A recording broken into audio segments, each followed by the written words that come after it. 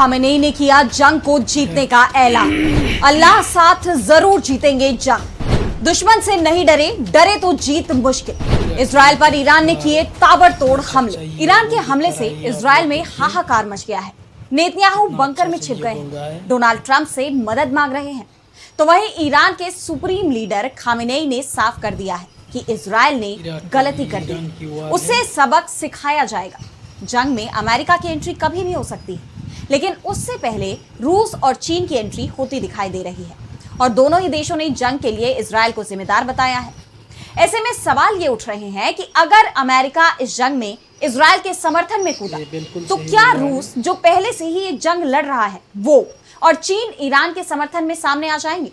रूसी राष्ट्रपति पुतिन की तरफ से तो यहां तक दावे किए जा रहे हैं कि उन्होंने खामेनेई को समझाया था कि जंग के लिए तैयारी रखें, अपना डिफेंस सिस्टम मजबूत करें। अगर खामेनेई ने पुतिन की बात मानी होती तो इजराइल के विमान ईरान से दूर ही रहते। ईरान को जो कुछ नुकसान हुआ है वो खामेनेई का पुतिन की बात को नहीं मानने से हुआ है, लेकिन ईरान की तरफ से जो हमले किए जा रहे हैं उसने इजराइल में जबरदस्त नुकसान पहुंचाया है। तो आज हम ईरान और इजराइल के बीच चल रही इसी जंग को लेकर खामेनेई के नए ऐलान को लेकर करेंगे बात। नमस्कार, मैं आराधना। तो शुरू करते हैं हमारी एक खास रिपोर्ट। तो इजराइल से जंग के बीच ईरान के सर्वोच्च धर्मगुरु अली खामेनेई ने एक बार फिर न सिर्फ तेल अवीव को चेतावनी दी है, बल्कि अपने देश के नागरिकों से भी कहा है कि वे दुश्मनों से डरना छोड़ दें। खामेनेई ने एक्स पर एक पोस्ट में कहा कि मैं अपने प्यारे देशवासियों से कहना चाहता हूं कि अगर दुश्मन को लगेगा कि आप उनसे डरे हुए हैं तो वो आपको नहीं छोड़ेगा। आज तक जो व्यवहार आपने किया है उसे जारी रखिए और पूरी ताकत से जारी रखिए। इसके बाद खामेनेई ने एक दूसरा पोस्ट भी किया जिसमें उन्होंने कहा, और जीत सिर्फ अल्लाह की तरफ से है जो सर्वशक्तिमान, अत्यंत बुद्धिमान है। कुरान की 126वें पारे की आयत 3। और सर्वशक्तिमान ईश्वर निश्चित रूप से ईरानी राष्ट्र को, सत्य को और सही पक्ष को ईश्वर की इच्छा से जीत प्रदान करेगा। इससे पहले खामेनेई ने एक पोस्ट में कहा था, ये तथ्य कि ज़ायोनी शासन के अमेरिकी मित्र खुलकर सामने आ गए हैं और ऐसी बातें कह रहे हैं जो उस शासन की कमजोरी और अक्षमता का संकेत है। खामेनेई के बयान से साफ है कि राष्ट्रपति डोनाल्ड ट्रंप की धमकी और इजराइल के हमलों के बावजूद ईरान सरेंडर करने के मूड में बिल्कुल नहीं है। ईरान ने इजराइल पर हमले तेज करके ये साबित करने की कोशिश की है कि वो किसी से नहीं डरता। इस बीच सबसे ज्यादा सवाल इजराइल पर उठ रहे हैं क्योंकि इजराइल के डिफेंस सिस्टम में छेद हो चुके हैं। ईरान ने ये ऐलान कर दिया है कि इजराइल के आसमान पर अब उसका दबदबा है, वो जहां चाहे वहां टारगेट हिट कर सकता है। ईरानी मिसाइलों ने इजराइल का स्टॉक एक्सचेंज उड़ा दिया।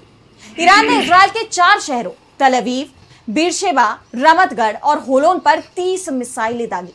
इजरायली मीडिया रिपोर्ट्स के मुताबिक 7 मिसाइलों को इजरायली डिफेंस सिस्टम रोकने में नाकामयाब रहा, लेकिन कई ऐसी मिसाइलें थी जो अपने टारगेट को हिट करने में कामयाब रही। ईरान ने सेंट्रल इजराइल में स्थित स्टॉक एक्सचेंज बिल्डिंग पर भी मिसाइल गिराई है।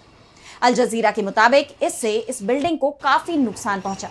इस बीच ईरान की एक मिसाइल के निशाने पर दक्षिणी इजराइल का मुख्य अस्पताल सोरोका मेडिकल सेंटर भी आ गया। इस अस्पताल में 1000 से ज्यादा बिस्तर है।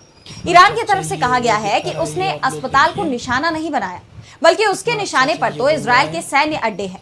ईरानी समाचार एजेंसी IRNA ने कहा कि सुबह हुई बमबारी में ईरान का मकसद IDF यानी इजरायली डिफेंस फोर्सेस के खुफिया हेडक्वार्टर और सोरोका अस्पताल के पास बने एक बेस को निशाना बनाना था।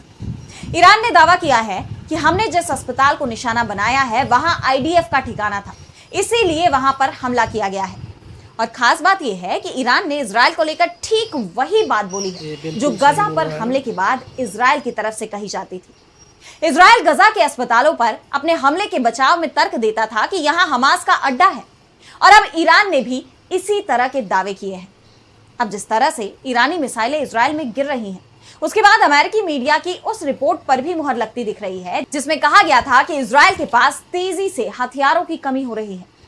पहले जहां इजराइल की तरफ से ईरान से आने वाली 90% मिसाइलों को गिराने का दावा किया जाता था, वहीं अब 50% मिसाइलें भी गिराना इजराइल के लिए मुश्किल हो रहा है, जिसके चलते इजराइल को जबरदस्त नुकसान उठाना पड़ रहा है।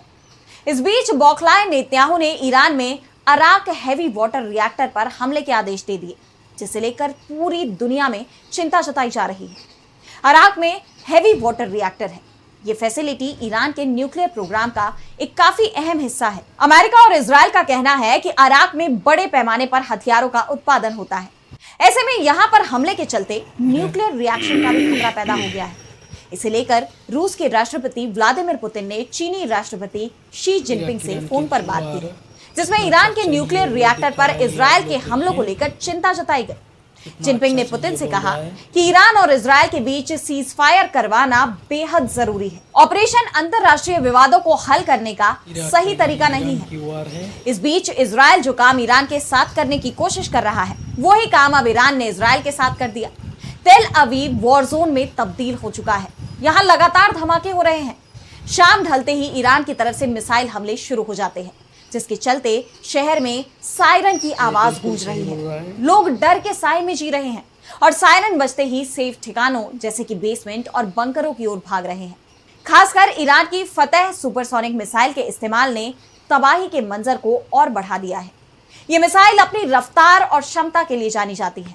ईरान ने और भी मिसाइल हमलों की धमकी दी है, जिससे तेल अवीव सहित इजराइल के दूसरे शहरों में दहशत का माहौल बना हुआ है, क्योंकि अधिकांश फतेह मिसाइलों को रोकने में इजराइल का आयरन डोम, एरो 3 और यहां तक कि अमेरिका का थार्ड भी फेल साबित हो रहा है। अब इजराइल भी ये मान रहा है कि हमास और हिजबुल्लाह की तुलना में ईरान की मिसाइलें, उनके हमले ज्यादा खतरनाक और तबाही वाले हैं। लोग डर के साए में जी रहे हैं और कोई भी जोखिम लेने को तैयार नहीं है। साफ है, जिस जंग को इजराइल ने शुरू किया है उसमें अब वो बुरी तरह से फंस गया है। शुरुआत में भले ही ईरान को जबरदस्त नुकसान पहुंचा था, लेकिन जैसे जैसे जंग आगे बढ़ रही है, अब तबाही इजराइल में आई हुई है।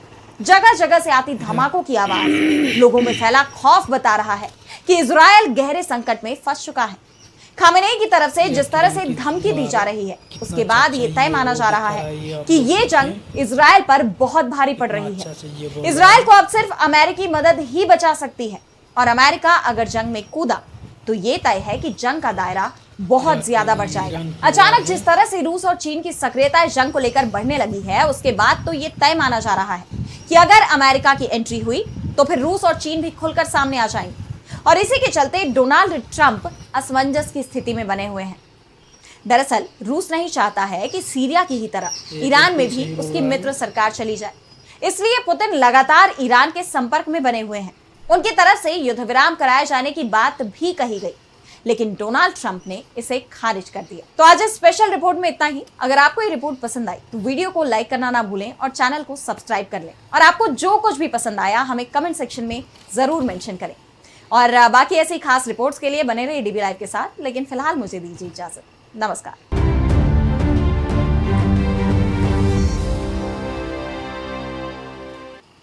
बिल्कुल सही है।